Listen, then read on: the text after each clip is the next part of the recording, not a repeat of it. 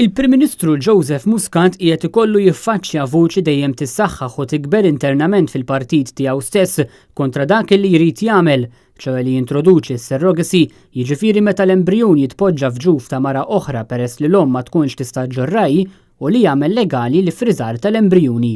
Dan ġie rappurtat fil-Gazzetta In-Nazzjon li f'artiklu rrappurtat kif membri parlamentari fil-grupp parlamentari ta' Joseph Muscat huma qatta bla ħabel kontra dan l-impenn ta' Joseph Muscat u qed jinsistu li Joseph Muscat m'għandu l-ebda mandat elettorali biex idaħħal dawn l-affarijiet fil-pajjiż.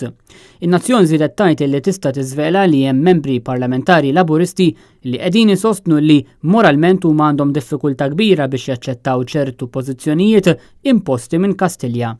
Il-ħsibijiet tal-Gvern f'dan ir-rigward kienu ilhom jingħadu, iżda uffiċjalment kien biss fil-jiem li għaddew li l-Gvern ressaq fil-Parlament abbozz ta' liġi biex jemenda lat dwar il-protezzjoni tal-embrjuni billi fost oħrajn idaħħal l-ifriżar tal-embrjuni. B'hekk ġenituri prospettivi se jkunu jistgħu jiffertilizzaw sa 5 embrjuni u dawk l-embrjuni li ma jintużawx se jkunu jistgħu jiġu iffriżati.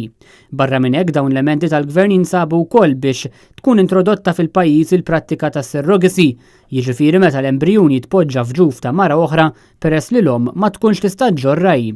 Membri parlamentari Laburisti qed jinsistu li s-sistema tal-IVF bħalissa ma tippermettix li jkun hemm iffriżar tal-embrjuni, imma bit-tibdil li jrid idaħħal il-Gvern l-ifriżar tal-embrjuni se jibda jkun possibbli fil-proċess tal-IVF.